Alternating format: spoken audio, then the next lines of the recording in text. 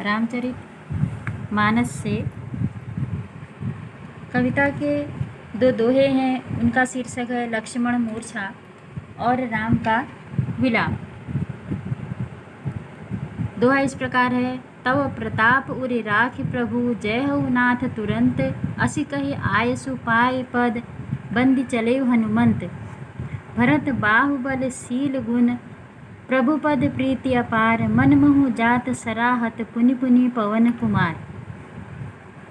इन दोहों की व्याख्या को समझने से पहले इसका प्रसंग बताती हूँ, जिससे आप लोगों को इन दोहों की व्याख्या शीघ्रता से समझ में आ जाएगी। संदर्भ आप समझते हैं। प्रसंग इस प्रकार है। युद्ध स्थल में मेघनाथ ने शक्ति का आवाहन कर लक्ष्मण को मूर्छित कर दिया। जब श्री राम को इस बात का पता चला, वे बहुत दुखी हुए। जामवंत ने लंका में रहने वाले सुसेन वैद्य को उपचार के लिए बुलाने का परामर्श दिया।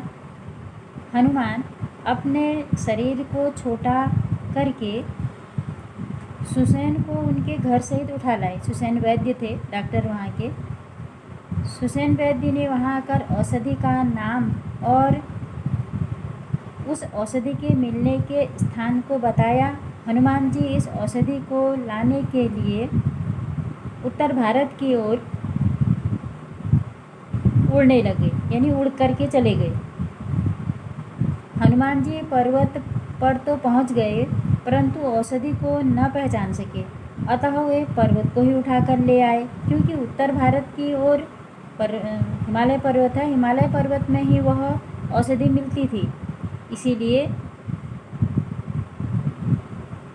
मार्ग में राम के भाई भरत से उनकी भेंट हुई।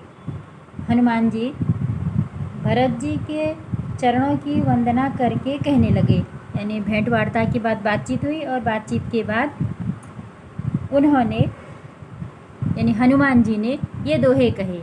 तव प्रताप उर राखि प्रभु, जय हो नाथ तुरंत। असि कहि आयसु पाय पद, बंदी चले हनुमंत। कह रहे हैं कि हे नाथ, नाथ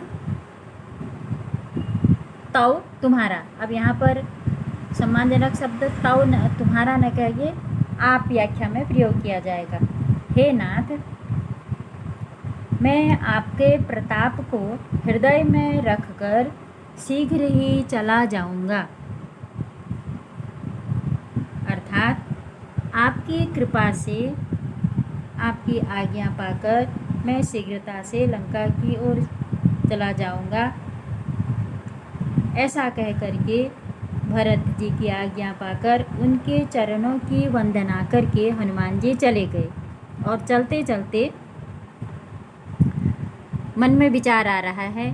भरत बाहुबल शील गुण, प्रभु पद प्रीति अपार। मन मोहु जात सराहत, पुनि पुनि पवन कुमार।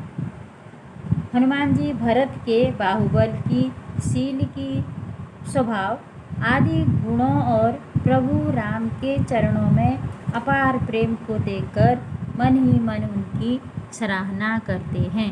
मन ही मन बार बार उनकी सराहना करते हैं। पवन कुमार यहाँ पवन का पुत्र अर्थात हनुमान जी।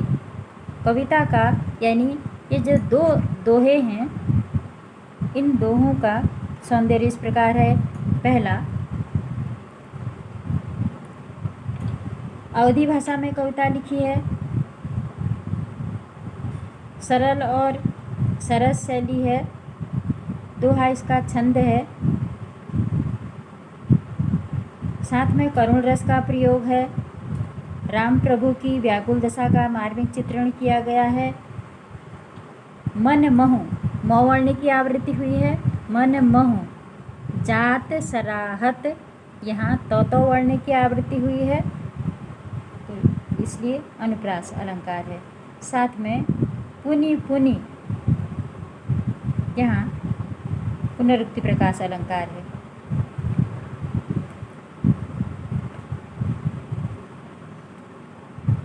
यहाँ से यहाँ तक एक दोहा कहा जाता है। दोहे के 4 चरण होते हैं। तो जहाँ बोलने में, यानी दोहे को बोलने में एक स्थान पर वाणी कुछ रुक जाए तो एक चरण हो गया। जैसे तव प्रताप उर राखी प्रभु, यहाँ से यहाँ तक एक चरण। जय हो नाथ तुरंत, फिर यहाँ से लेकर के यहाँ तक दूसरा चरण। फिर अस कही आयसु पाय पद, फिर एक चरण यहाँ तक। फिर बंदी चले वो हनुमंत। तो इसलिए हम इनको दोहे के 4 चरण कह देते हैं। 1 चरण, 2 चरण, 3 चरण, 4 चरण।